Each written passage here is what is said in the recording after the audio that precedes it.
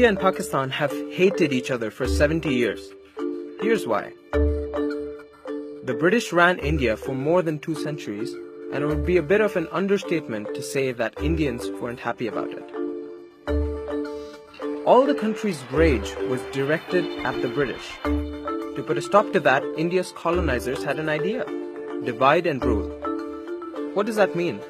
Pit Muslims against Hindus, against Sikhs, against Christians. To put minorities in positions of power over majorities. The idea was, if they're fighting each other, they're not fighting us. Ingenious, right? This isn't to say that Indians didn't fight over religion before the British came, but it was the first time that this was a result of policy. Religion became more important than language and ethnicity, and mistrust between religious communities became the norm. It trickled up to Indian politicians like the Muslim League's Muhammad Ali Jinnah, who talked about having a separate Muslim state if the British were to ever leave. Then World War I began. The British promised to leave India if Indians fought for them. They fought, but independence didn't happen. 2 decades later, it was World War II. Again, there was a promise of independence in return for troops. This time, leaders like Mahatma Gandhi and Jawaharlal Nehru, who would later be India's first Prime Minister, said no.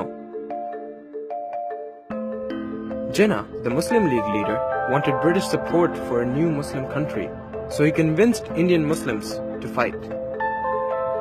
If you wondered what Indians were doing at Dunkirk, now you know. By the time World War II ended, it was clear that the British were going to leave. Many Muslims began to fear living under a Hindu majority in a democratic India, and many Hindus were angry that Muslims wanted to break up the country. This descended into brutal acts like killings, forced conversions, arson, abductions, rape, and ethnic cleansing. It all came to a head in Kolkata in August 1946. 4,000 Hindus were killed in the Great Calcutta Killings. This scared the British, and they promised to leave India in 1948. But their exit from India was not going to be clean or peaceful. The religious divisions they had stoked had turned into an inferno. Jinnah seized this opportunity and demanded a separate Muslim state. Nehru, also scared by the violence, reluctantly agreed. Gandhi opposed it, but it was too late. Jinnah supporters were in no mood to debate. Thinking they'd fix things, the British announced they would leave in August 1947, a year earlier than planned. This is the man who was brought in to divide the Indian Empire. Cyril Ratcliffe, a British lawyer who had never been anywhere east of Paris. He was given one job: draw borders that would break up India, taking into account religion and other things like railways and irrigation canals. Ratcliffe was given only 36 days to do the job.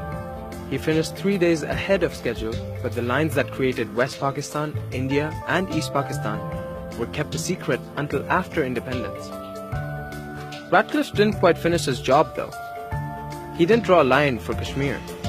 What could possibly go wrong, right?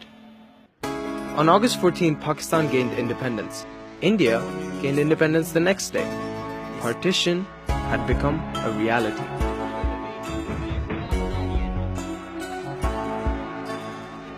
If you think the story has a happy ending, you haven't been paying attention.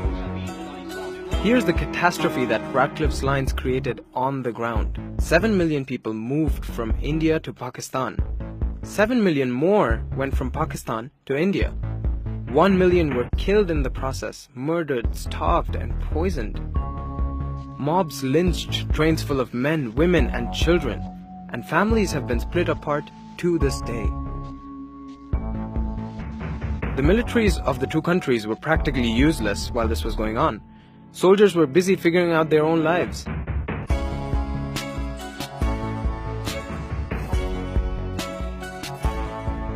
The dust from August 1947 has yet to settle.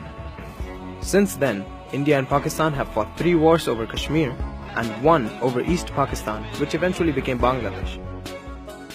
Both countries still fight over disputed borders and water, and both are nuclear powers. Even cricket matches between them are politically charged. And over 70 years, the divide between people who look the same, speak the same, dress the same, eat the same food, and make the same music has become even deeper.